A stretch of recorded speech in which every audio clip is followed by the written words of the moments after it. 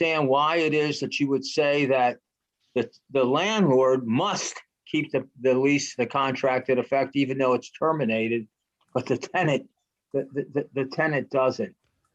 So, there are a lot of statistics out there. One of the things that worries me about what we're going through right now is we are in the throes of a horrible emergency. And for all of us, no matter who you are. I've been doing this forever, and I think this is the hardest session I've ever had. I'm sitting in front of this computer for 12, 13 hours a day trying to watch 6 different computer screens to make sure I get called in to testify. But I mean, it's awful for everybody. And it seems to me what we need to do is take a step back and look at this in a balanced and rational way and say, okay, this may be what we're dealing with today, but this COVID situation is not the excuse for every piece of, frankly, what I call anti-landlord legislation that any of the witnesses that you've heard ever dreamed about. They don't necessarily reflect problems that have anything to do with COVID. We've had for the AG's task force, there was one landlord on that task force, one, and that was it, one. I think one of the good, I will say this, I do like the part of in Delegate Wilkins' bill about gathering data. And I think that, before we jump off the pier here and into the water for some of these things, we need to get to collect the data. And if we're going to totally revise and revamp the landlord-tenant laws of the state of Maryland, which most of these bills do, and that's something we really ought to study and have a real exchange about. Look, you all have been sitting here since 1:30 this afternoon. It's now 10 o'clock dealing with this, but mostly we have one more bill to go, Mr. N. So that's my answer to that question, Mr. Chairman. Thank you. Thank you very much. Delegate Williams. I will try to keep this as short as possible. Mr. Enton actually started going down this road towards the question I was going to ask about, is there anything in here that you guys can live with? I mean, you mentioned the data collection thing. I don't see how that can financially harm your client's interest.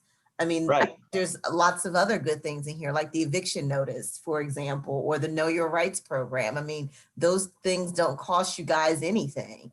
Yeah. So I guess that's my question I have. Well, I'm very hopeful that we're going to have for the first time since this COVID started, a real dialogue about this. And I think there are things in there that makes sense. Collecting the data is crucial. So if we're going to make a decision, it's based not on testimony that you've heard necessarily for 2 minutes from this witness and that witness, but real data. One of the things that I think is we've had a lot of talk about mediation and counseling and stretching out the process to allow for all of that.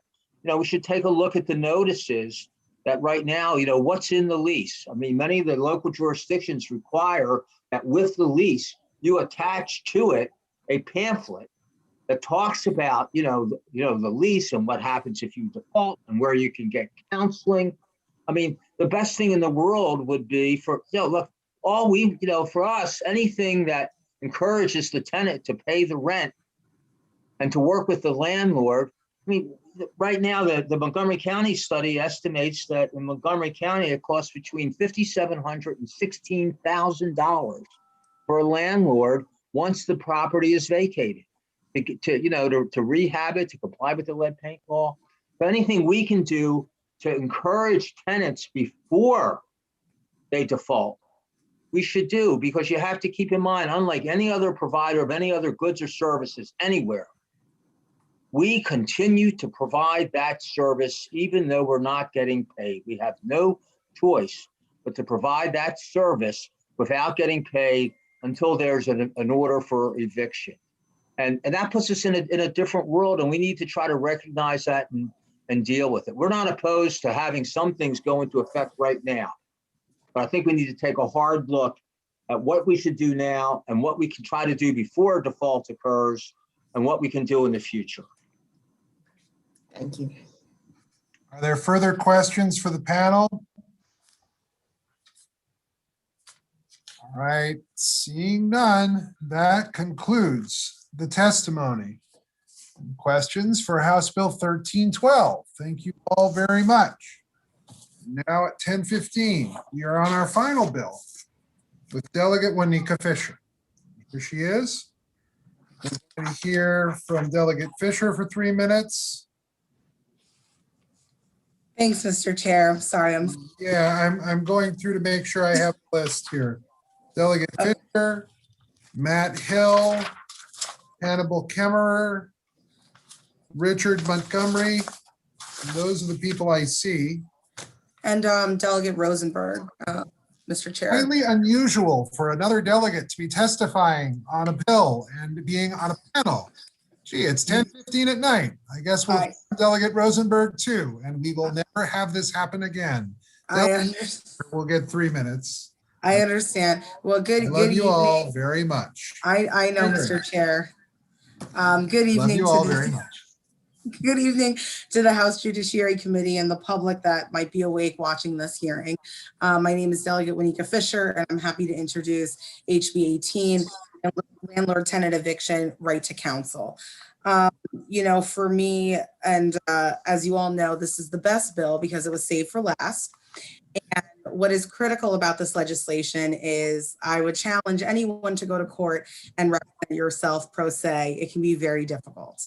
And as a practicing attorney here in our state, this issue really speaks to folks that are going through eviction process that are low-income families having the ability to have counsel when they go through those eviction proceedings. I wanted to share my screen just to highlight a point to you all very quickly.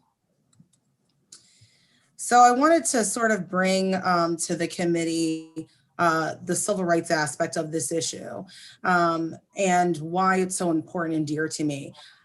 Basically, the number of evictions of Black women is about 3.9% higher than evictions of white men. And during the COVID-19 crisis,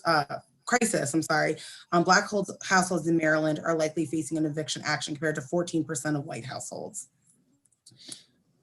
I think that I wanted to highlight that to you because it really just states a lot about who's really being affected by this crisis and who really needs the help and the assistance of counsel. You're going to hear from a great panel coming up. And something else that I would really want this committee to consider is when tenants have an attorney in these proceedings, about 80% of the time, it does not lead to an eviction. There are other mitigating factors that really haven't been shared throughout today and the habitability of a dwelling and others. So the fact that when you have counsel, 80% of the time, it does not lead to eviction speaks volumes. With that, I will keep it short due to the time. I appreciate my chairman and the rest of this committee and the time that you all have today. Thank you. Delegate Rosenberg here. Thank you. Thank you, Mr. 2 Chair. minutes. Two. Yes, sir. Thank you. Thank you for the exception to the rule to allow me to testify. Let me remind you what one of the witnesses said in opposition to the previous bill. If the rent is paid, there are no evictions. Well, that's not what our law says. There are circumstances when the rent should not be paid because the conditions of the property are such that the tenant should not be evicted. The property needs to be rehabilitated. If the tenant is without an attorney, he or she, and as Delegate Fisher pointed out, it's most often a woman, a Black woman. If they're without an attorney, they won't know what their rights are under the law and that perhaps they are entitled to a remedy not to be evicted. That's why we have this bill. There was also a reference to we need real data. We have real data. Look to my written testimony, look to the testimony of others. Landlords are represented in court. The law even provides they don't have to be represented by an attorney, but they are represented by people who know the law. The tenant is not. This committee is here at this late hour to decide what the law should be, to balance the interests. But when you go to court, and if only one side has representation, Only one side has someone at his or her side that knows what the law is. What we do here is meaningless because the law is not carried out. It's not the judge's responsibility to balance those interests. It's the responsibility of attorneys that both sides should have. That's why this bill is essential. That's why I urge a favorable report. Thank you. All right, thank you very much. We'll hear now from Matt Hill for 2 minutes, so I will not yell. 2 minutes. Thank you, Mr. Chair, Madam Vice Chair, members of the committee. Again, Matt Hill, I'm attorney at Public Justice Center. I want to just start out, we've heard this statistic, but it bears repeating. Over 2,500 Maryland households have been evicted in the middle of a pandemic, despite the CDC order, despite the different moratorium. Why? Well, one reason is the laws are only as good as their enforcement. These eviction orders, these moratoriums are only as good as their enforcement. HB 18 will ensure that low-income tenants in Maryland facing an eviction have the right to enforce existing legal protections, just like those moratoria. I just want to make 4 quick points in support of the bill, and I believe I'm sharing a screen for just 4 PowerPoint slides. And much of this is just to echo some of the excellent points that Delegates Fisher and Delegate Rosenberg made. First, with respect to the scales of justice, 96% of landlords are represented in eviction actions. Only 1% of tenants are. We have to balance the scales of justice. That's what this bill is about. Second, to Delegate Rosenberg's point, some of the landlord opposition testimony is, well, tenants just pay the rent and we don't need this bill. Really, tenants do have defenses. One survey of 2016 of about 300 tenants who came to court, 80% of those tenants had a defense to the eviction action. When it came to conditions-based defense, so conditions of severe disrepair, only 8% of those tenants were successful in raising that conditions defense. Again, that's the biggest thing we see is real severe habitability problems, but there's also issues around licensing, lead paint compliance, illegal and excessive fees that you've heard a lot about, accounting errors, and many more. And so these cases can get more complex. And so right to counsel does make a difference. And that's what I want to emphasize here too. We know that right to counsel can and does make a difference in New York, where they've implemented a right to counsel program. Evictions have dropped 29% in those zip codes where they've instituted right to counsel. 84% of represented tenants stay in their homes. We have good data on this. In the Stout study in Baltimore City, looked at many eviction actions, found that 92% of tenants with representation avoid disruptive displacement in an eviction action. And so Mr. we know Hill, we're going to need you to start to wrap up, please. this is my last slide. This is it. Right to counsel is also cost effective because, as we've talked about, eviction has significant costs both to the individuals and to the state. Based on the work of Stout to extrapolate to the state, we estimate that a right to counsel after 4 years, full implementation would cost $28.5 million, represent about 34,000 families, but it would result in $90.5 million in annual state savings from reduced cost of Medicaid, foster care, and other social services because folks who are homeless, frankly, they consume a lot of social services that are very expensive to the state. So we reduce evictions, we reduce homelessness, we can save the state money too. Thank you. Thank you very much. Hammerer, please, for 2 minutes. Thank you, Chair Clippinger, Vice Chair Atterbury, and distinguished members of the Judiciary Committee. For the record, my name is Hannibal Kemmer, and I'm Attorney General Frosch's Chief Counsel for Legislative Affairs. Today, I'm here to testify in support of House Bill 18, Delegate Fisher's legislation to provide a right to counsel for indigent defendants in landlord-tenant actions. The bill is a common sense measure that we urge a favorable report. My written statement's in the record and I commend it to your attention. Instead of reading it, I'll attempt to rebut some of the opposition testimony. Mr. Chairman, under the American rule, parties pay their own counsel fees unless otherwise provided by contract or statute. English common law, on the other hand, promotes a system where losers pay the opposing party's fees. These landlords, the landlords you're about to hear from, and their representatives have been contracting for prevailing party attorneys' fees contrary to that baseline American rule for years, and the courts further subsidized their serial filings by charging a pittance, 7.466% of the national average for landlords to file eviction cases. Yet MMHA now has the gall to complain that, quote, landlords should not be required to pay their tenants' attorneys. Let's be clear, Mr. Chairman. These same landlords regularly expect indigent renters to pay their costs and counsel fees. Landlords are on balance more sophisticated than their typical renters. They contract for prevailing party attorneys' fees, show up to court with attorneys, obtain judgments, plus interest, court costs, and 5% late fees against unrepresented tenants. Just as absurd as MVIA's argument that the bill will, quote, ultimately be harmful to both tenants and landlords and has the potential to cost the state of Maryland millions of dollars when implemented. I think you just saw the fourth slide from Mr. Hill that rebuts that claim entirely. For its part, AOBA claims that in its written testimony that the landlord's legal action is solely based on a resident's action, presumably non-payment, for which there is no legal defense and the case is summary in nature. That's incorrect as a matter of law, as you've just heard from Mr. Hill, and so we ask you to discredit it. Just wrapping up, Mr. Chairman, we urge a favorable report. This will level the playing field, and it's only right. Thank you. Thank you very much. Richard Montgomery, please, for 2 minutes.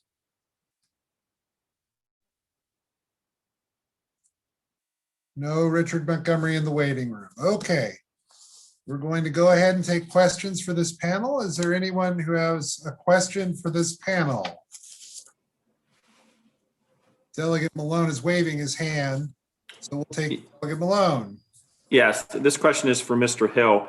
You said there was 2,500 evictions. Is that including tenant holding over, and is that the total landlord-tenant matters during COVID? That's the total we understand between March through November. That includes all eviction matters, tenant holding over, breach of lease, and I'm told maybe some leftover failure to pay rents. Well, couldn't a lot of those cases, and I know at least one because I handled one, had nothing to do with failure to pay rent. It may have been someone who passed away and somebody who was refusing to leave the property or something to that effect, for all the other gazillion reasons that there's tenant holding other and other eviction cases. So yes, Delegate Malone, we're seeing that again, as you heard in the last bill, that landlords are using tenant holding over now in some cases, not all, but to avoid the protections that the governor and the CDC have put in place. And so we have seen a real spike in tenant holding over matters. And frankly, that's a huge loophole that I hope that this committee addresses through the prior bill. Well, I think we need to be careful about people saying that was wrongfully done.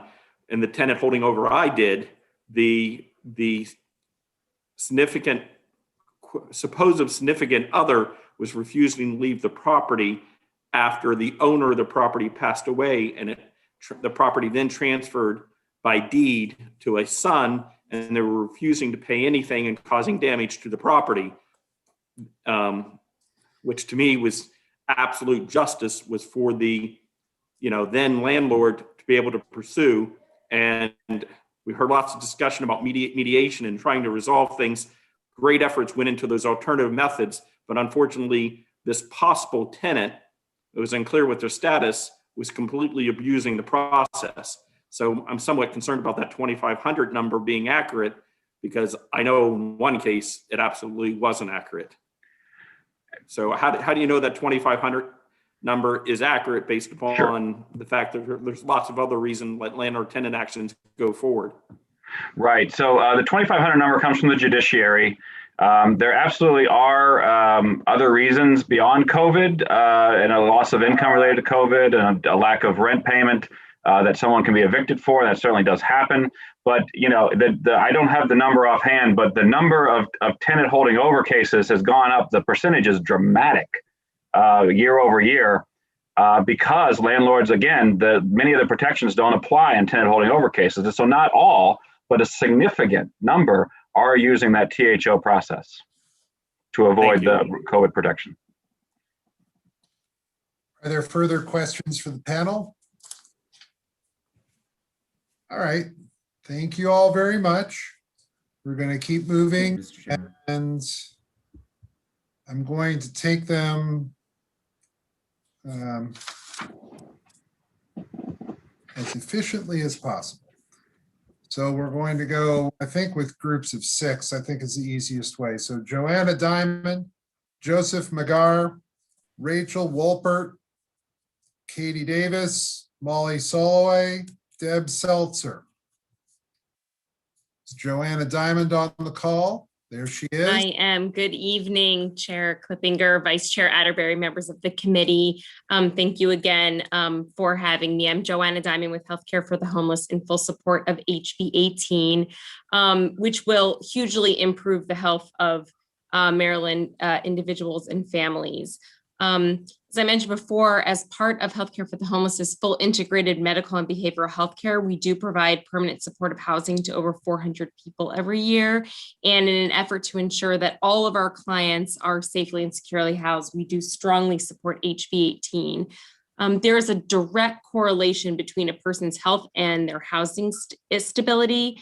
As homelessness creates new health problems and it exacerbates existing ones. So simply, housing is healthcare. So it's certainly not surprising that the Stout study that Matt Hill had referenced earlier includes significant cost savings as a result of SAVE's healthcare and social service costs.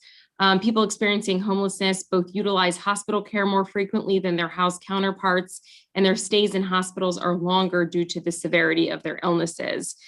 These costs are compounded with the wraparound support services that people experiencing homelessness utilize in order to just survive. The data is clear that providing tenants with legal counsel will help them avoid eviction and prevent them from experiencing homelessness in the first place. And with that, all of the added challenges that come with an unstable home. After decades of enduring a housing crisis and a pandemic that has exacerbated such a crisis, this bill helps ensure Maryland's tenants are treated with the dignity and fairness they deserve. Thank you so much for your time, and we strongly urge a favorable report of HB 18. Thank you very much. We'll go to Joseph Magar now, please. Thank you, Chair, Vice Chair Atterbury, members of the committee. My name is Joe Magar. I live in Baltimore City, District 41, and I'm testifying on behalf of Jews United for Justice in support of HB 18. As far back as at least the late 4th century, Jewish laws recognized the importance of equal representation in civil matters like landlord-tenant disputes. These disputes are heard before a 3-judge panel. The 2 parties each pick a judge, and then those 2 judges pick a 3rd, minimizing the risk of bias in the hearing. HB 18 seeks to minimize that same risk. Advocates have presented data on how the gross power imbalance in red court contributes to a worsening eviction crisis, economic and racial disparities, and allows hazardous living conditions to go unaddressed. They've also outlined the economic benefits of assuring renters' rights are defended and remind us that it's our moral imperative to defend the rights of all Marylanders. My parents run a property management company in Detroit, and like any child of small business owners, I pretty much grew up in their office. So it was fun, meeting tenants and contractors all over the city and seeing the boiler rooms, basements, and guts of all the buildings was great, but most of it was sitting quietly as they took calls about leaky pipes, clogged toilets, noisy neighbors, and kitchen fires, and then dealing with all of it. My sister and I still joke about walking into a room and noticing a code violation because as kids, we knew that meant that my dad was about to get really serious. But as we've heard this evening, Maryland's courts haven't been effective in ensuring that everyone takes the rules seriously. I don't think my parents are champions of housing justice any more than I think that this bill alone will solve a housing crisis deeply rooted in inequity. I do think they're small business owners who follow the rules, which is the least we can ask of people doing business in the state of Maryland. They raised 2 kids and helped us both get through school without breaking the law or weaponizing eviction. Those who say that will place a burden on their ability to do business should re-examine their business practices. Earlier this evening, I think it was Grayson Wiggins who said, you can tell New York cares about renters because they passed a right to counsel. Let's prove that Maryland cares about renters too. JUFJ respectfully urges this committee to pass this bill with a favorable review. Thank you. Thank you very much. We'll go to Rachel Wolpert, please. Thank you. Good evening. Again, my name is Rachel Wolpert-Vitter. I'm an attorney with Maryland Legal Aid, and I work on the Eastern Shore of Maryland. Maryland Legal Aid is a statewide organization that provides legal services to low-income Marylanders, and certainly a huge portion of the work that we do is with tenants and renters in regards to stable housing. We would like to Well, we really appreciate the opportunity to testify today. We appreciate the committee's time, and we incredibly appreciate Delegate Fisher's sponsoring of this bill and her invitation to testify in support today. So Maryland Legal Aid, like our colleagues have said this whole afternoon and evening, you all have heard all of the, the realities of landlord-tenant court, the horrible impacts that evictions have, and this bill would help to avoid those horrible outcomes in this global pandemic that we're working with. Again, while Maryland Legal Aid works with tenants throughout the state, we can tell you all that all of these problems of renters and issues with landlords and the complexities of dealing with when they are forced to go into court happen throughout the state. This is not just a Baltimore City issue. This is not just a large jurisdiction where there's lots of cases issues. In every county in the state, renters are faced with these sorts of challenges, and having counsel and the ability to have the time to consult with counsel is incredibly important and would help to ensure stability in communities throughout Maryland. And again, as has said many times, we're in the midst of a health crisis that also provides, that folks can stay healthy and safe. And so for those reasons and the reasons in our written testimony, we ask that this committee support and issue a favorable report. Thank you very much. Katie Davis, please, for 2 minutes.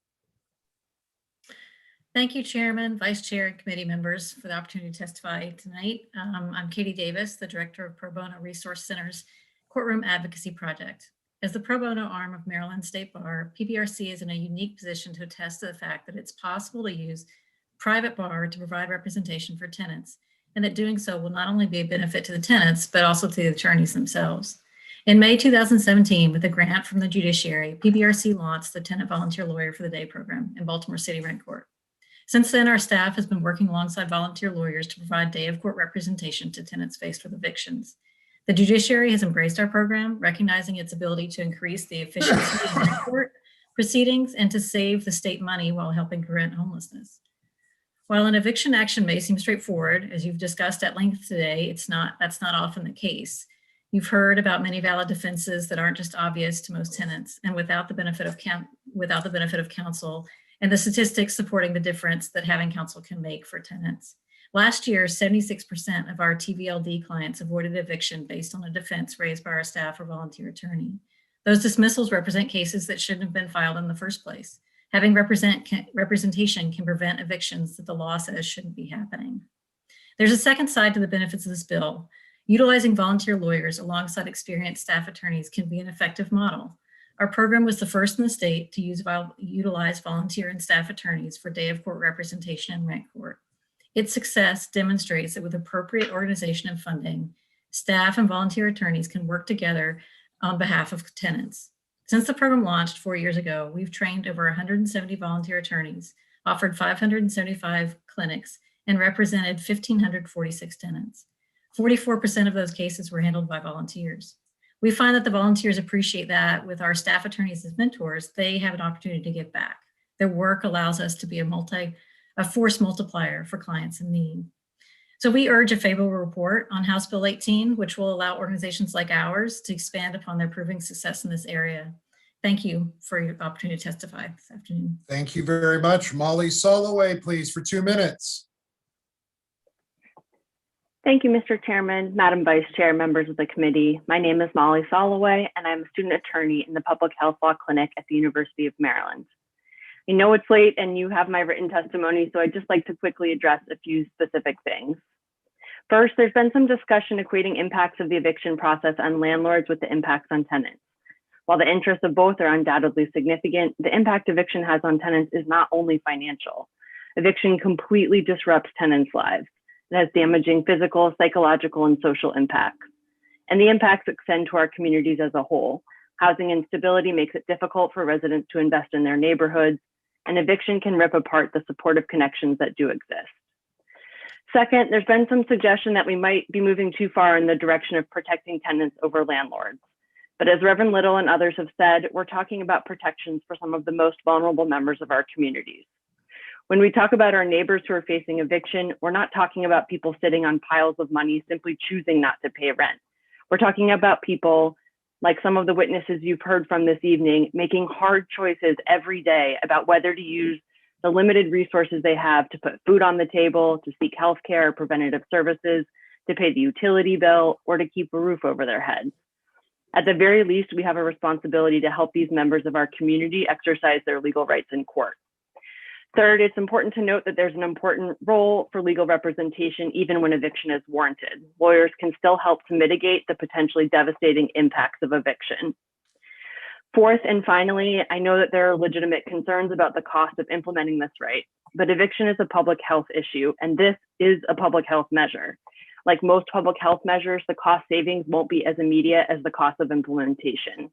But we know the costs of eviction are real. We know the risks are greater and more widespread than ever right now, and we know legal representation can help. For these reasons, and all the others that have been discussed this evening, I urge a favorable report on HB 18. Thank you for cutting yourself off 1 second before my clock did. Thank you very much. But thank you very much for your testimony as well. All right, Deb Seltzer, please, for 2 minutes. Thank you, Mr. Chair, Madam Vice Chair, members of the committee. My name is Deb Seltzer. I'm Deputy Director at Maryland Legal Services Corporation. As you heard at the very start of this hearing, MLSC funds 36 nonprofit civil legal aid organizations throughout the whole state. From our grantees reporting, we know that behind family law, housing represents the second greatest area of need for legal services in Maryland. In response to this great need and to complement the growth of self-help services, MLSC launched the Extended Representation Project in 2018, which focuses on providing full representation in judicial proceedings. MLSC has invested about $1 million annually over the past 3 fiscal years in this project, and much of the funding has gone towards eviction prevention in Baltimore City and Prince George's County. These extended representation projects have essentially served as a pilot project for the program proposed by HB 18. The legal services providers have collaborated and adapted to ensure the best service for clients. They have adopted different models in different jurisdictions based on local needs and have shown the tremendous benefit of access to legal services. In the first half of fiscal year 2020, which was the last reporting period without the disruption caused by the pandemic, this project alone handled about 450 full representation eviction cases, equating to more than 1,100 people who had an advocate familiar with both the law and with what can be an overwhelming and confusing process. Help navigating the system will be even more vital in the wake of the pandemic. And I'll close by noting that HB 18 calls for assembling many different groups to help make right to counsel a reality in Maryland. And as a long-standing trusted convener and funder of civil legal aid, MLSC would be happy to lend its expertise to this undertaking. Thank you for the opportunity to speak with you, and MLSC urges favorable consideration of HB 18. Are there questions for this panel? I think that's right. Right. Seeing none, thank you all very much for staying with us today. Next panel is Carissa Hatfield, Megan Goffney, Erica Palmisano, John Pollock, Detrice Sturridge, and Matt Peterson.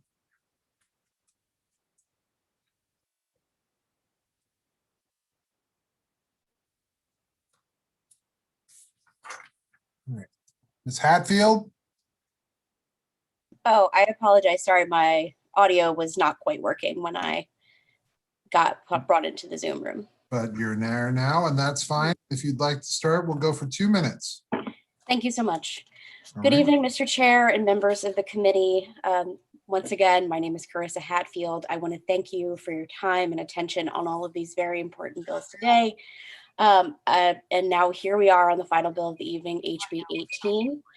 I'd like to talk a little bit more specifically about something that Matt Hill brought up in his testimony, which is defenses that are available to tenants. As a staff attorney at HPRP, we represent tenants at the minimum on a weekly basis in failure to pay rent court. And in the time that I was regularly attending court, which was for about 1.5 years before the pandemic, we saw a litany of defenses that were available to tenants that they were not aware of. Some of these included that in Baltimore City, a landlord cannot bring a tenant into court without a rental license for failure to pay rent. We saw many tenants whose landlords did not have a rental license. I've had tenants whose landlords had an invalid or expired lead license. Landlords who were charging utilities and failure to pay rent, which is not allowed under Maryland statute and under Maryland case law. Habitability issues or rent escrow issues that are significant, including water damage from ceilings, rodents, and mold. And these issues are also present. There are additional issues present for subsidized tenants, which are the tenants that we primarily represent at HPRP. These tenants, for example, have a subsidized rent, and so that amount of rent is what they should be charged in failure to pay rent court. But we sometimes and often found that landlords were actually charging the full market rent on the complaint instead of the amount that the tenant actually owed, creating problems for the tenant and leaving them confused about what they actually owed to the landlord, and ultimately leading to some confusion for them and confusion for the court. These things have become even more true in light of COVID-19. There are affirmative defenses, as has been stated many times over the course of the evening, through the governor's order and through the Centers of Disease Controls, what's listed as a moratorium, but these are both defenses in the state of Maryland. And for subsidized tenants, there are additional protections that are available under federal law that they may not be aware of. Having the opportunity to have counsel in these matters would make a huge difference for tenants who have these defenses available to them and are not aware of it. And for that reason, HPRP urges a favorable report on HB 18. Thank you. Thank you very much. I don't believe Megan Goffney has canceled, so that's fine. Erica Palmisano, please. Thank you, Mr. Chair, and thanks to the committee for allowing me to speak. I won't take a long time. I'm here on behalf of Showing Up for Racial Justice Baltimore, a group of individuals working to move white people as part of a multiracial movement for equity and racial justice in Baltimore City and Baltimore County. We're also working in collaboration with Casa de Maryland. And I myself am a resident of Maryland District 12. My husband and I are both landlords. We rent a single townhome in Howard County. And in 2009, we actually did have to, after months of trying to accept late payments and work with our tenants, avail ourselves of eviction.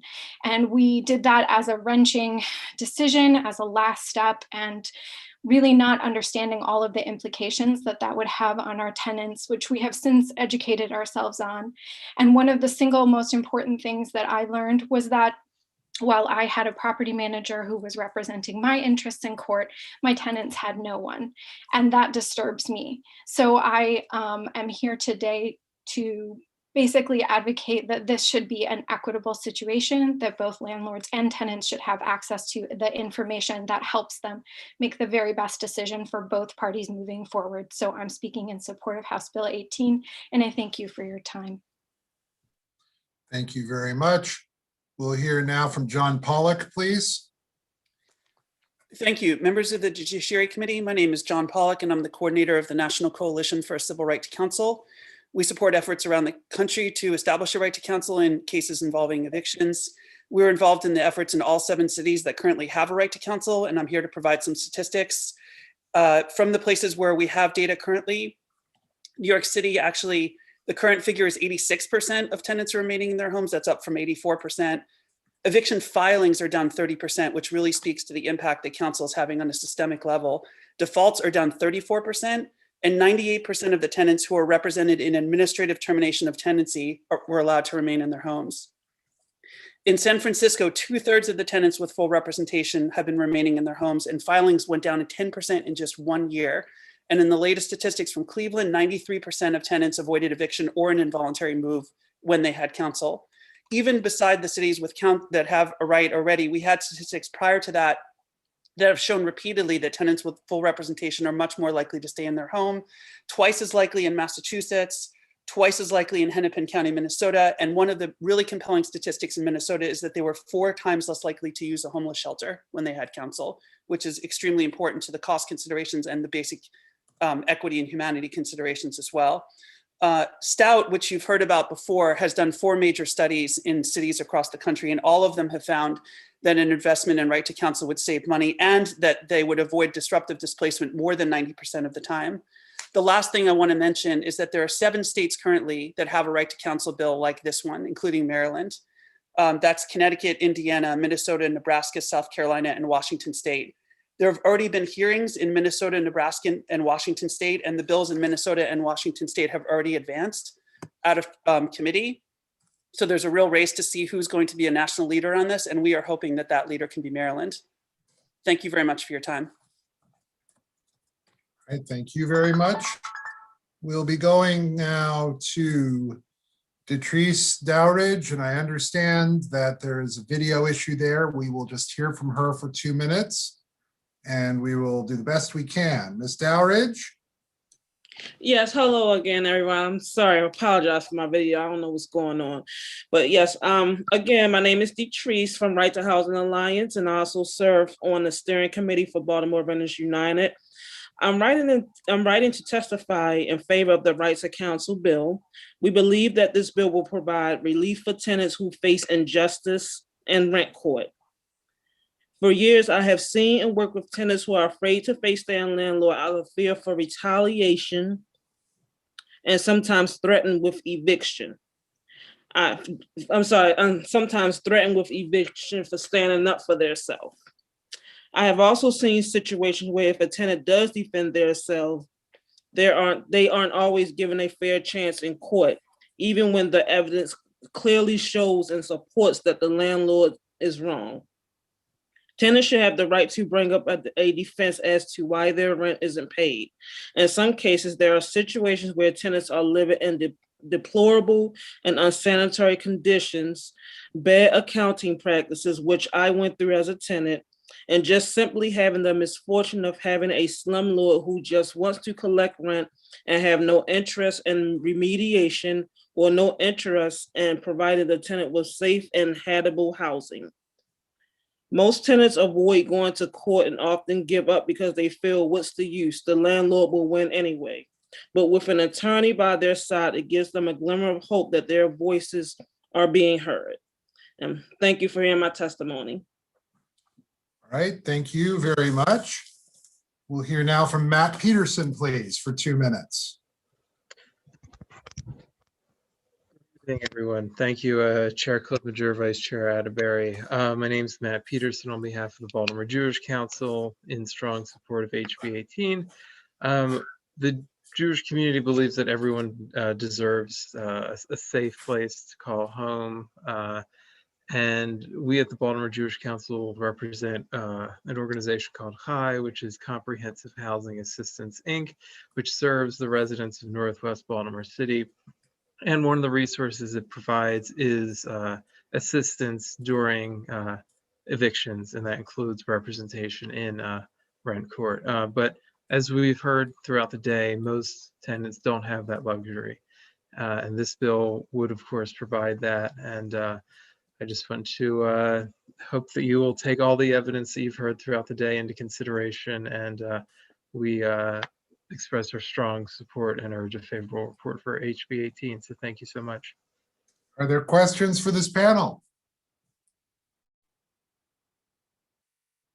Seeing none, we thank you all very much for sticking with us this evening. Ward Co, Jonathan Riedel, Reverend Little, who I think said he was done for the evening. Wesley Stewart, who may not be in the waiting room.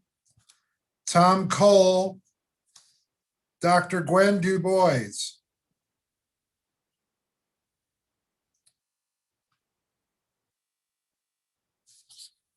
All right, they are not in the room, so I'm going to call 2 more. Chris Miriam, Pranitha Taylor, who I also don't think was in the room, and Latanya Abroni.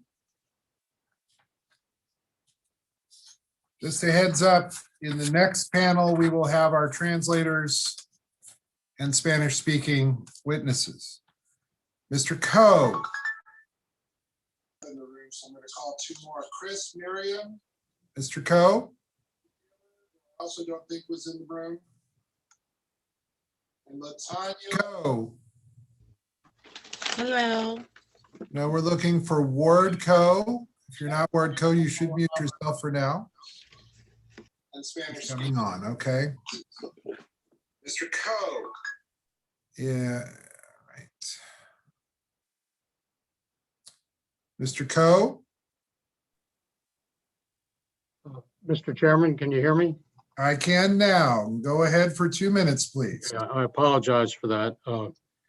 Mr. Chair, Madam Vice Chair, members of the committee, I'm Ward Co, Chair of the Maryland Access to Justice Commission.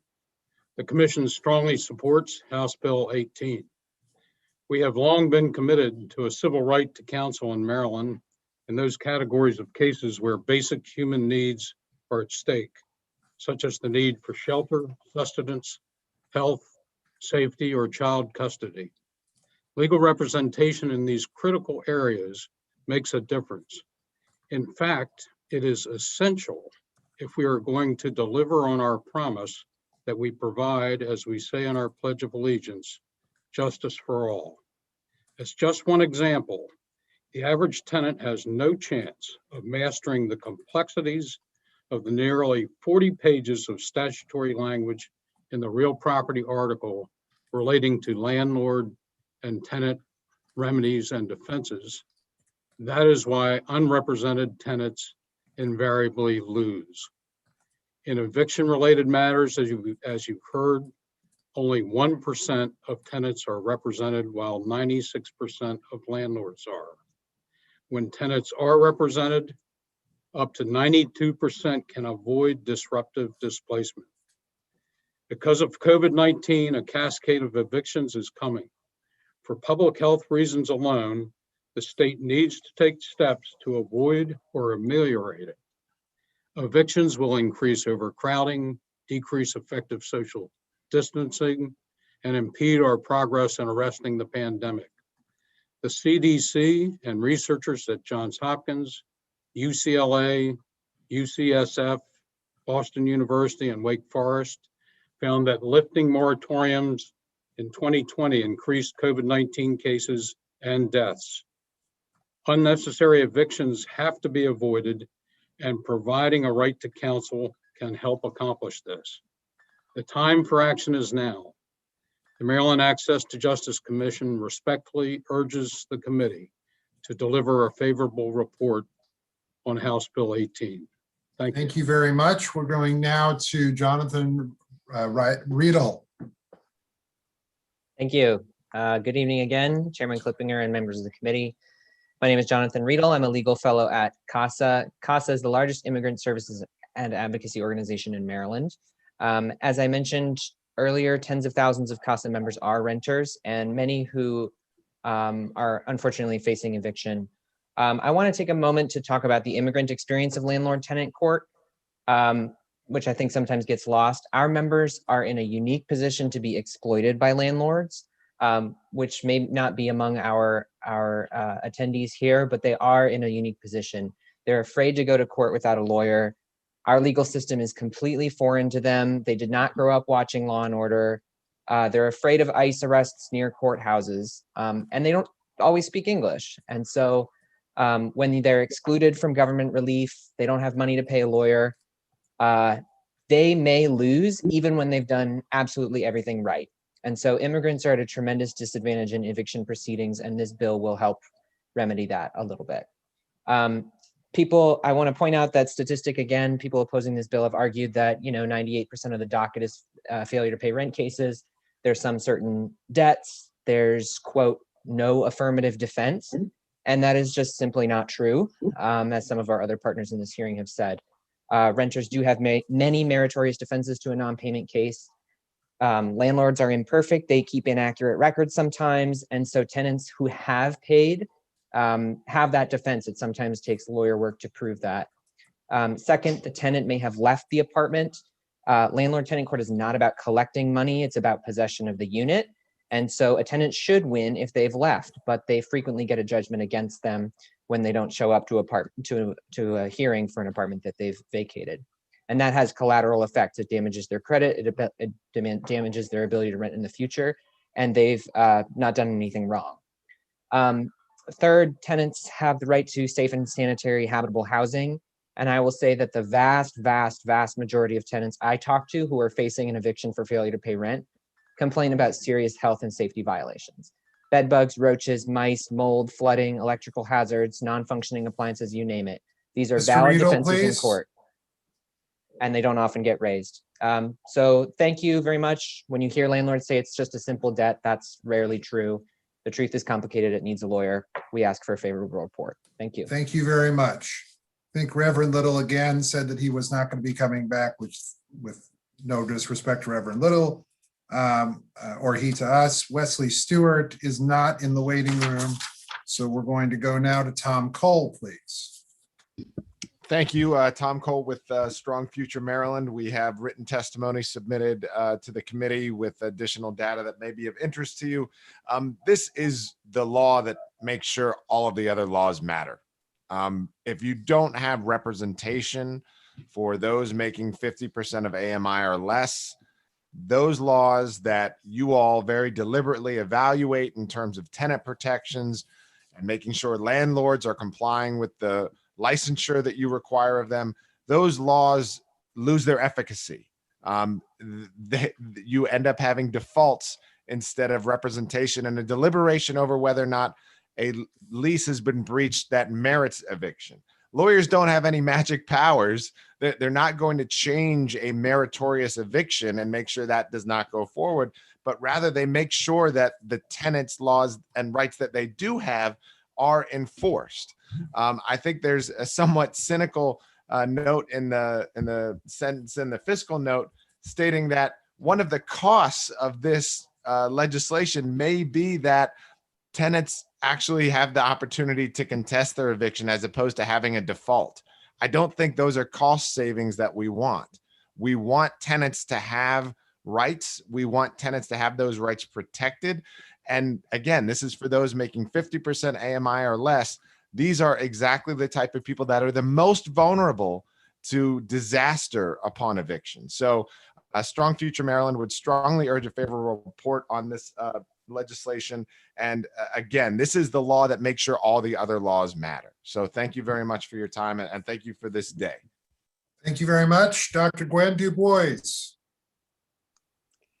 Thank you, Chairman Clippinger, Madam Vice Chair, and members of the committee. My name is Dr. Gwen Du Bois. I practice internal medicine in Baltimore since 1984, and I'm president of Chesapeake Physicians for Social Responsibility, which is a member of Renters United. I'm grateful to have the opportunity to speak to you. Chesapeake PSR supports HB 18. COVID-19 is deadly. How does a person protect themselves from the virus in a shelter and encampment? Once sick, the homeless are 2 to 3 times as likely to die of COVID-19 as the general population. Vaccines prevent illness and save lives, and so does preventing evictions. Right to counsel prevents a significant percent of evictions. Having secure, adequate housing is like getting a vaccine for those who are housing insecure. Homelessness was deadly before the pandemic. One major study for those under 45, drug overdose was a major cause of death. But for those over 45, the commonest causes were cancer and heart disease. After the pandemic, we will still struggle to take care of people with heart disease who are homeless. Where do they keep their medicines?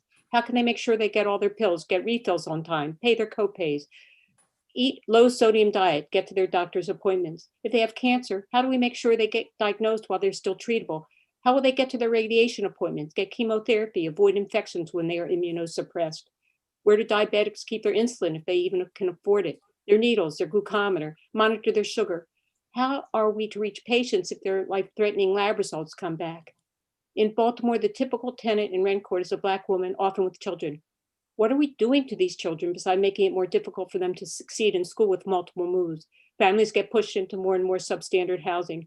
How do we prevent lead poisoning? How do we prevent asthma attacks when there's mold in the home? What if the child loses their inhaler in the move? How can they keep their children out of the hospital when they are living in substandard conditions without affordable inhaler? We care about our patients, but as healthcare providers, we can only do so much.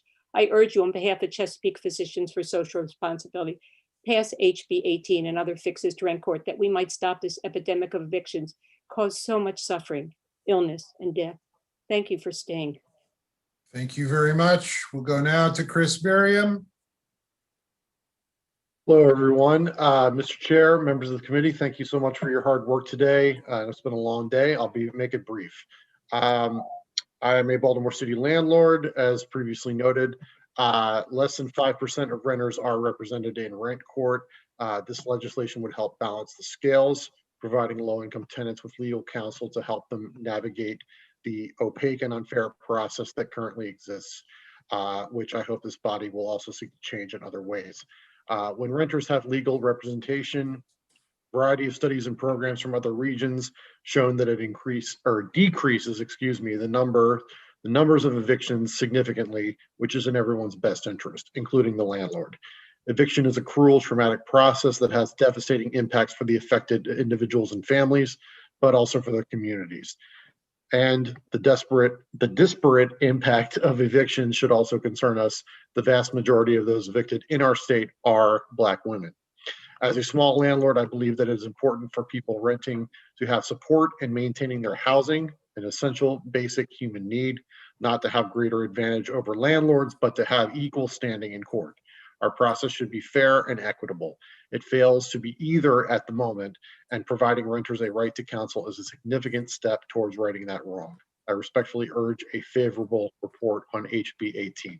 Thank you so much. All right, thank you very much. And now, Latanya Abram. Hello.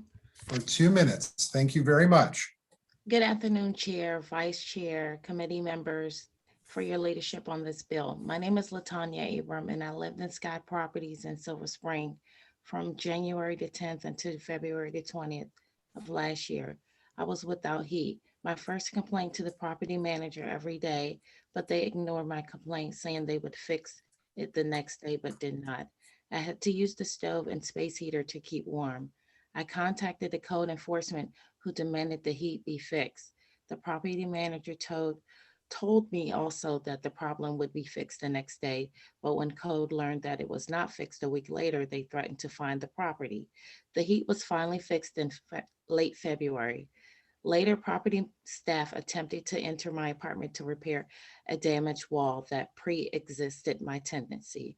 As I keep a door chain on the front door and exit my home through the back door to the parking lot, maintenance staff claimed that I was blocking their ability to make repairs, though they were perfectly capable of entering my home through the back entrance. Instead, without my permission, the property manager removed the door chain. When I replaced it the next day, they threatened me by saying I was violating lease by preventing them from entering, a falsehood verified again by the county, who told property staff that I had every right to maintain a door chain. That property manager was prohibited from entering my apartment without proper notice through the back door. On March 4th, I received a threatened notice to vacate that was obviously retaliatory for seeking county assistance. Now not knowing where to turn, I reached out to Renters Allowance to help me find pro bono legal assistance from Maryland Legal Aid. Upon review of my case, they discovered that the property staff was attempting to evict me only out of retaliation, but in attempt to empty their complex because they were about to sell the property. My attorney immediately reached out to the property attorney, who once learned that I was represented by counsel, dropped the case, which was then dismissed. Had I not been helped by Renters Alliance, a legal aid lawyer had to handle this myself, I know I would now be homeless in the middle of a pandemic. What the old property staff was obviously wrong. Having a lawyer allowed me to keep my home, and now under new property management, I live a safe and secure home. Ms. Abram. I ask you to support the House bill and give renters a fair chance to protect our homes from unjust attempts at eviction. Thank you. Thank you very much. Are there questions for this panel? Seeing none, thank you very much. I'm going to do a panel. There are going to be two translators, Jorge Perez and Ana Martinez. I'll go back and forth between Mr. Perez and Ms. Martinez. And I'll start with Mr. Perez and Norma Beltran, Maria Lara. Norma Beltran and Maria Lara with Mr. Perez. Cecilia Romero and Erica Orellana are with Ms. Martinez. So Mr. Perez, Are you there? Yes, I am. Can you hear me? Great. All right. Norma Beltran.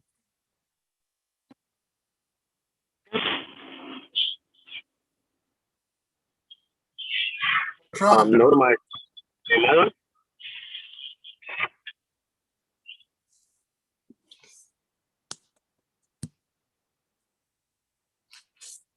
I think she may be having difficulties. Well, what about, why don't we try with you? Why don't we try Maria? María, está en la llamada.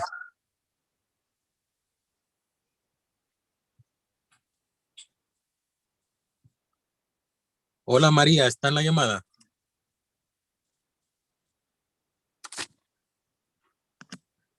All right. Well, Mr. Perez, we'll come back to you and those two people, but I do see Ms. Romero, Cecilia Romero with Ana Martinez, please.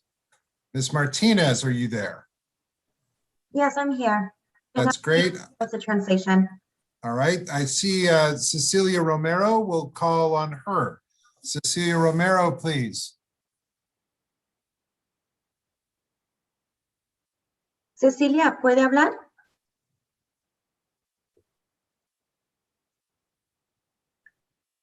I think she's having a problem with the sound.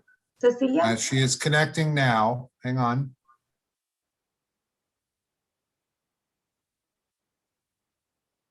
She is having difficulty with the audio.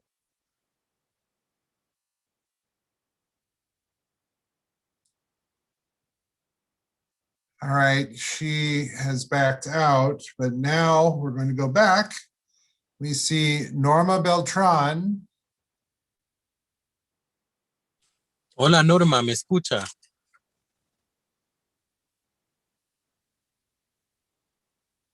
And now we've lost her, but now we might have Maria Laura. Hola, María, ¿me escucha?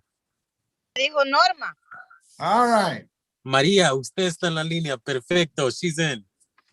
All right, let's go ahead. Miss Laura. María, ¿puede comenzar?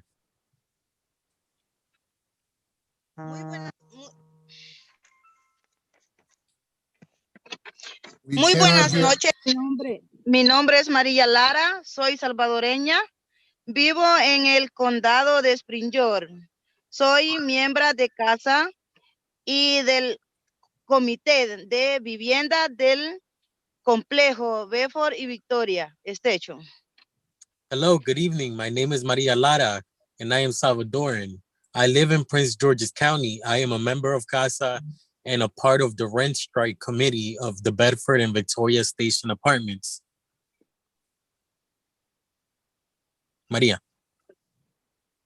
Estoy aquí para explicar mis preocupaciones que tengo como inquilina y no solamente yo, sino muchísimas del condado de Spring George. En estos momentos estamos viviendo dificultades grandes, ya que enfrentamos una pandemia y hay muchas familias sin trabajo. Tengo yo 5 meses de no poder pagar la renta.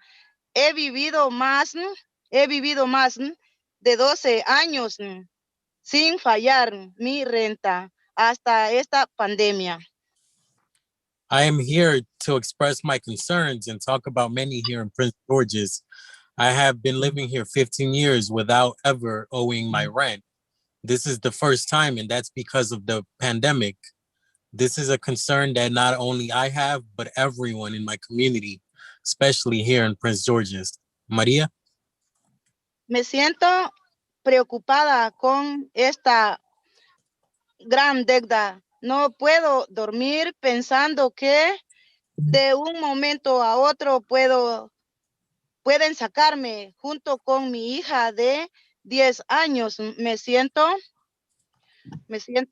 desesperada pensando si vamos a la corte, no tengo el dinero para poder pagar un abogado que me represente al que igual que yo hay muchísimas familias en este complejo de Bedford y Victoria Station.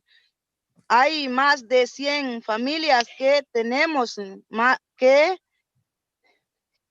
tienen más de 4 meses de deuda.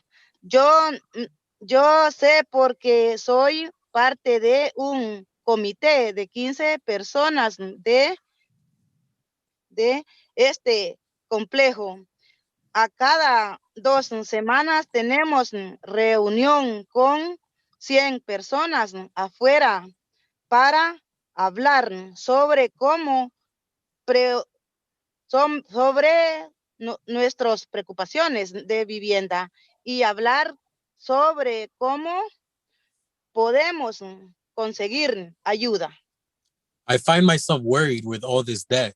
I can't sleep thinking that from one moment to another, I can be evicted along with my 10-year-old daughter.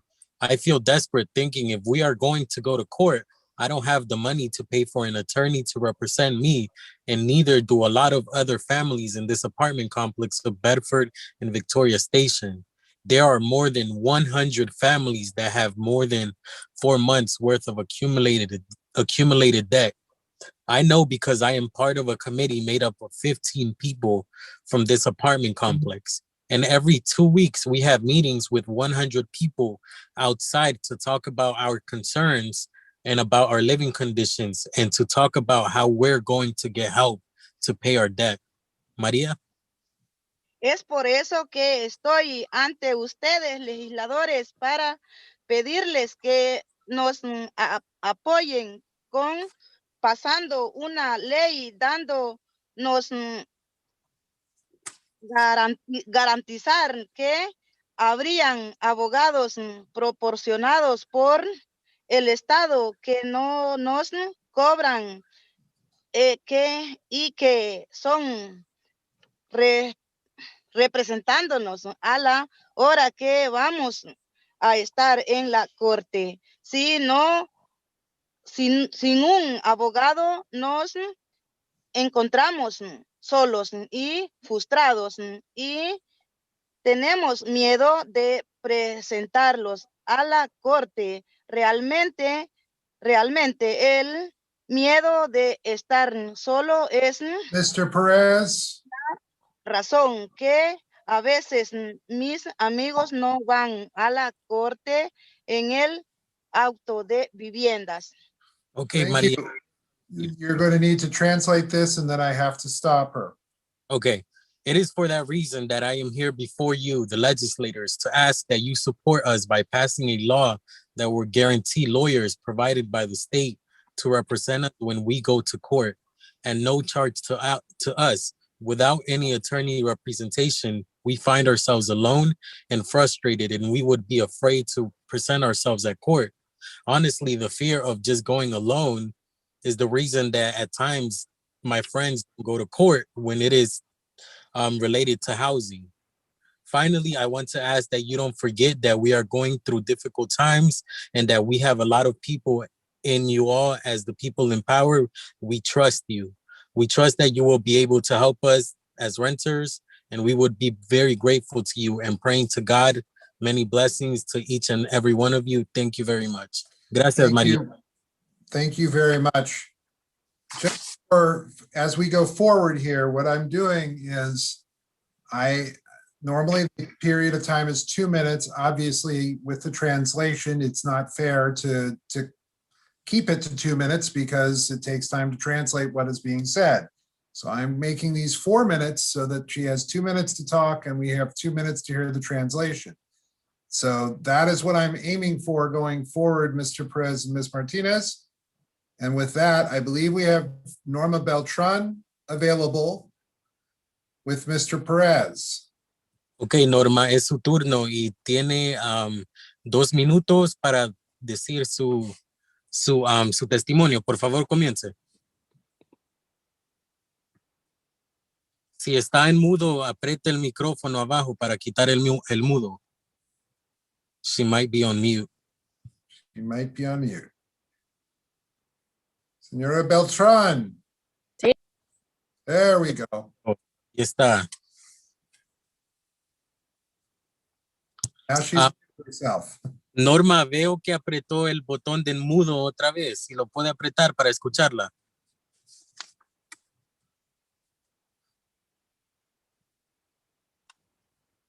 Norma. Hola. Hola. Sí. Ahora Ok. sí. Okay. Go ahead. Mi nombre es Norma Beltrán. He vivido en estos apartamentos durante 9 años aquí en el Langley Park. Las condiciones son muy feas. Más que todo en la cocina. Pago $1,552 cada mes. En el apartamento hay moho, ratones, no sirven los pisos, la alfombra, problemas en la calefacción y lo peor es la cocina, los muebles, el piso, los gaveteros no funcionan. He llevado fotos a la oficina, al manager sobre los problemas, pero no me han dado caso a ninguno. Una vez dije que voy a dejar el apartamento porque estoy pagando mucho y hay poco por venir para vivir bien y no vivir en este apartamento sucio. Nunca había visto que había derechos legales y nunca tenía la idea de llevarles a corte porque no tenía la respuesta de un abogado. My name is Beltran. I my apartment for 9 years here in Langley Park. The conditions are very ugly, especially the kitchen. I pay $1,552 every month for the apartment, and there is mold, mice, holes in the floors and the carpet, problems with the heat, and the worst thing is the kitchen. The floor has holes and the cabinets don't work, nor does the stove. I have taken photos to the managers about the problems, but they don't pay any attention to me. I once said that I am going to leave the apartment because I am paying to live well and not live in this dirt. I never knew my legal rights and I never had the idea to take them to court because I did not have the backing of a lawyer. Norma. Okay. He estado afectado de la pandemia mucho. He tenido el virus y muy enferma. Perdí mi trabajo, he perdido casi todo mi ingreso. Sentía mucho mejor para saber que tengo el apoyo de un abogado en el caso que tengo que irme a corte. No puedo imaginar ir a corte solo. Realmente sin un abogado no iría a corte porque quien me respaldaría, no hay ninguna ganancia para ir a corte. Sin un abogado, ahora debo 4 meses de renta, estoy pensando sin mucha ayuda que voy a tener. Gran preocupación de estar desalojando, estoy seguro que el propietario va a tener un abogado, entonces solamente es justo para nosotros los inquilinos tener también nuestro abogado nuestro abogado. Y aquí en el apartamento vivimos 4, yo y mis 3 hijos. I have been affected by the pandemic a lot. I have had the virus and I was very sick. I lost my job. I have lost all of my income. It would feel so much better to know that I have the support of a lawyer in the case that I have to go to court. I can't imagine going to court alone. Really, without a lawyer, I would not go to court because who would support me? There is no way to go to court without an attorney. Now I owe 4 months of rent. I'm thinking with a lot of rental assistance, I'm going to have to go to court, so I need a lawyer, but I can't afford one. And I have the great concern of being evicted. I am sure that the landlord will have the lawyer, so it's only fair for us as tenants to have ours as well. There are four of us in this apartment, my 3 children and myself. Nora? Ok, estoy pidiendo que me apoyen todos nosotros inquilinos y proveernos abogados hasta la pandemia. Siempre estaba pagando en tiempo para los managers del apartamento. Nunca estaba haciendo su parte para mantener el bienestar de los apartamentos. En 9 años de vivir aquí nunca han arreglado nada, excepto el detector de humo. Todos son sucios y ratas grandes y los muebles sucios para 9 años. Como es justo para 9 años, ellos no hacen su parte del contrato y para desalojar y no he tenido ningún lugar para demandar a ellos. Por eso yo, como muchas personas, necesitamos un abogado para argumentar nuestros casos en la corte. I am This asking. has to be the last thing. Yes, I am asking for your support for all of us tenants and providers with attorneys. Until the pandemic, I was always paying on time, even though the apartment managers were never doing their part on maintaining the well-being of the apartment. In 9 years of living here, they have never fixed anything except the smoke detector. Everything is dirty and big rats and dirty furniture for 9 years. And now, due to the crisis, I have not been able to pay for my first time here. And now, due to the crisis, I haven't been able to pay. How can I pay for a lawyer? Part of the contract for them means I have to pay, and also for them to do their part in maintaining the building, but they have not done that. And now they have the right to evict me. It's not fair, and I would like a fair chance to sue them. For this reason, I like many people, need a lawyer to argue our case in court. Thank you. Thank you very much. We're now going to go to Ana Martinez, who is going to translate for Cecilia Romero, please. The total length of time you're going to have is 4 minutes, and that's it. Ana Martinez, Miss Romero, go ahead. I have Cecilia en el teléfono. Ok, Cecilia, entonces, ¿sí puede hablar? Sí. Ok. Ok. Hola, buenas noches. Mi nombre es Cecilia Romero, miembro de casa de la zona de Montgomery County. Y estoy aquí en favor de la ley HB 18 para que los inquilinos puedan tener presentación legal. He vivido en Estados Unidos durante 8 años. Vine para buscar un mejor futuro para mi hijo. Trabajaba en una tienda de teléfono, pero perdí mi trabajo. Un segundo. My name is Cecilia Romero. I'm a CASA member from Montgomery County. I'm here in support of Bill HB 18 to ensure that we have legal representation. I have lived in the United States for about 8 years, and I came for a better life for my child. Continúa. ¿Dónde nos quedamos? Cuando estabas trabajando del trabajo. Sí, perdí mi trabajo y he trabajado en una tienda para teléfonos por lo de la pandemia y ahora estoy ganando muy poco dinero. He estado tratando de hacer lo mejor para poder sobrevivir. La pandemia nos ha impactado bastante. Los primeros meses fueron muy duros sin trabajo. Le dimos muchas vueltas a casi todo Montgomery y Prince George buscando distribuciones de comida porque no nos alcanzaba para la comida. Fue muy fuerte la pandemia, nos ha golpeado bien duro, pero sobrevivimos y pago. Un segundo, Cecilia, porque no sé si es traducir. I used to work in a cell phone store, but I lost my job to the pandemic. Now I earn very little and I'm doing my best to survive. The pandemic has impacted me greatly, and the first few months were very difficult with employment. We went everywhere in Montgomery County and Prince George's looking for food distribution because we didn't have enough to pay for food. It was difficult, but we survived. Ajá, continúa.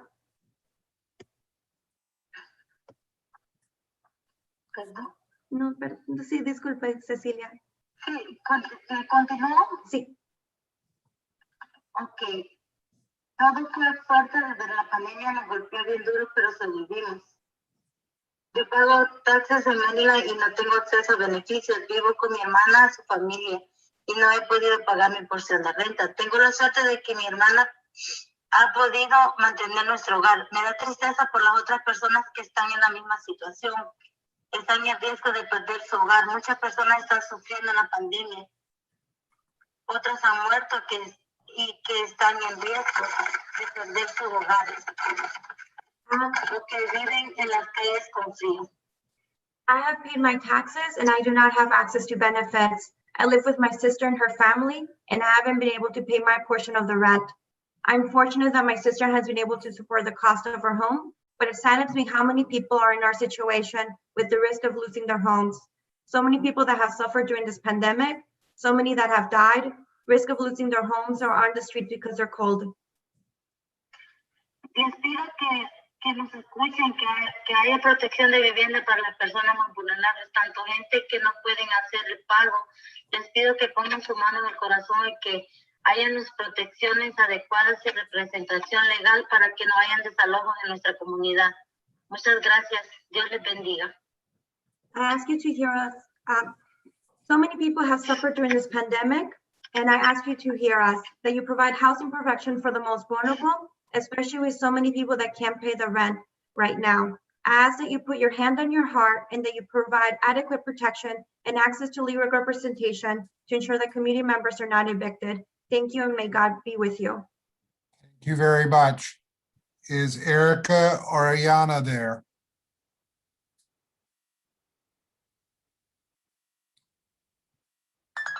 No Erica. Okay. We want to thank those people helping to translate this evening. Are there questions from for the panel? Seeing none, we do thank you very, very much for having your voices be heard this evening. We'll now go to the final panel. Tisha Guthrie, Thomas Thompson, Grayson Wiggins, Catherine Howard, Aaron Bradley. This will be the final panel. If Tisha is here, we will go ahead and hear from her right away. I think the remaining people, Ms. Guthrie is favorable to the bill. Everybody else is favorable to it with amendments. So let's hear Ms. Guthrie first. Ms. Guthrie? Or did we just lose Ms. Guthrie? Can you hear me? Oh, there you go. That's great. Okay. Go ahead. Thank you so much. I just want to, first of all, thank you for hearing me today. I want to echo what our sister Nora indicated about some of the living conditions that a lot of us are living under. I currently live at Bolton House Apartments, and which is managed under Edgewood Property Management. They are famous, if you didn't know, for slum conditions. I currently have to have my window open during the winter because if I don't, I have what feels like sinus headaches chronically from the mold in the building. There are currently buckets out in our hallway on the 14th floor collecting water. I'm a kidney transplant patient. Also, I received a pancreas transplant 15 years ago. And the conditions that we live under are not unlike conditions lived under and tolerated by lots of individuals who rely on affordable housing. Everything that was said this evening is very pertinent. I'm not going to readdress those. What I would like to leave everyone with, and I'm going to keep it short, is that we do what is necessary here in Maryland. We do what is quote unquote Maryland strong. And then we take it and we become root doctors and we get to the root of the real problem, which is a dearth nationwide of affordable housing.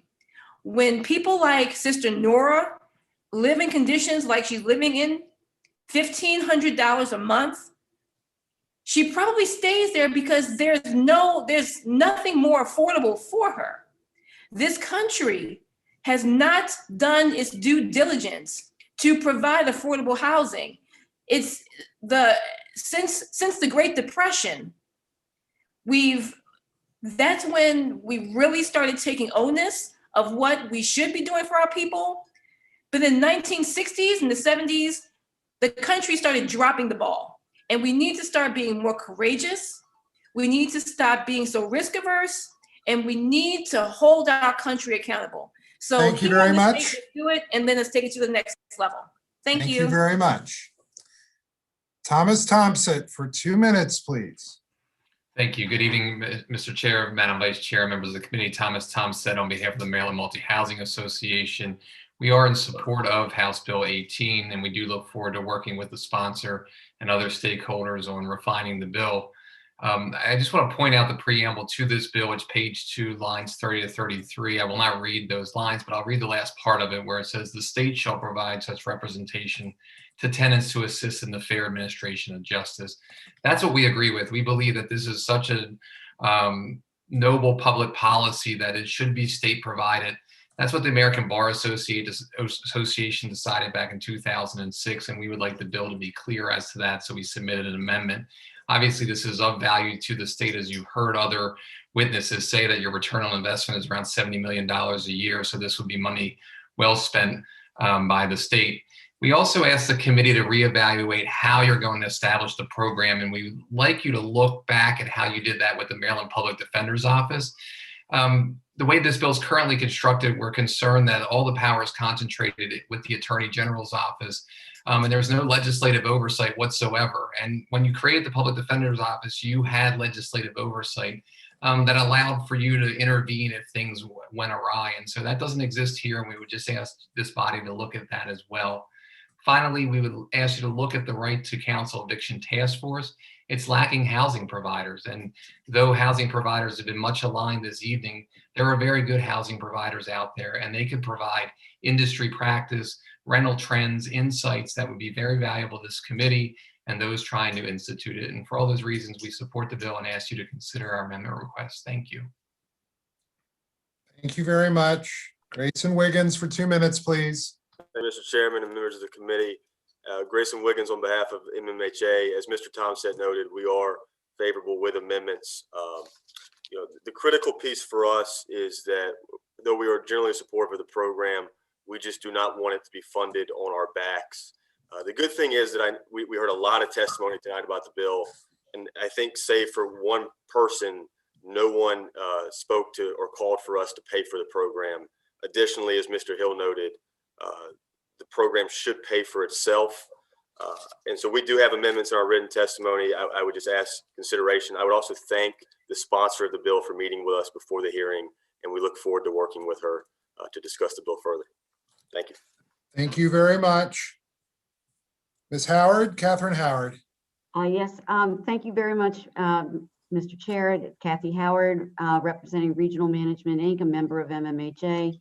And I'm going to just say at this late hour, me too. Thank you. Aaron Bradley. Aaron Bradley for AOBA. It seems like I have the distinction of being the last to speak tonight, so I'll say AOBA supports. And I'm going to run through this, sir, I promise. AOBA supports establishment of a right to counsel program. The bill as drafted raised some specific concerns. Thus, the association is favorable with amendment, and the amendments are detailed in our written testimony. Tommy and Grayson hit the highlights, but again, just reiterate that we believe that it should be publicly funded as it's a public good, and as Mr. Hill stated, should save the state about an excess of $90 million. So that's it for us. And if there are questions, I'm happy to answer them. She's happy to answer them. She'd also be happy if you talked to her later about them, if you really thought about it, but hey, whatever. True. Are there questions for this panel? The chair asked plaintively. Oh, Delegate Cox. Delegate Cox. Got to have one, Mr. Chair. For whoever on this panel can answer this, would this include a landlord who cannot afford counsel himself or herself? In other words, let's say you have someone who is, a very small landlord, and at the end of the day, would they be possibly in court against a tenant that has a right to counsel and they don't? And do any of your amendments deal with that? Mr. Chair or Delegate. Go ahead. Whoever would like to answer. MMHA. The bill does not currently, as I read it, allow for a counsel for a landlord. We would be supportive of that, though. You raise a great point, and we would join you in support of an amendment to the bill in that fashion. Absolutely. Okay. Thank you. Any further questions? All right, hearing none, that concludes the testimony on House Bill, on this one over here, on House Bill 18 from Delegate Juanita Fisher. That concludes the testimony for all of the bills here on February the 17th, 2021. And we actually finished on February the 17th, 2021, which is a President's Day miracle. Tomorrow at 10 o'clock, we have a floor session. At 1:30 p.m. The Judiciary Committee will be having bill hearings. The Public Safety Subcommittee will be meeting tomorrow, I believe, Madam Vice Chair, at, oh, I'm sorry, no, that's Friday. Public Safety meeting on Friday, I apologize. So that's not tomorrow. We'll have bill hearings tomorrow at 1:30 with 55 witnesses, which is only 1/3 as many as we had today. So it might take till 11 o'clock anyway, who knows? All right, thank you all very much for your attention and for your care today. Thank you very, very much, and have a very good evening. Good night.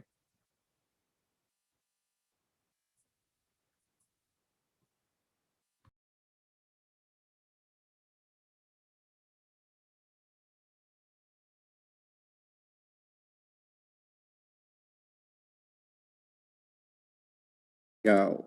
You guys can't stay here. You gotta go. Lopez, you gotta go.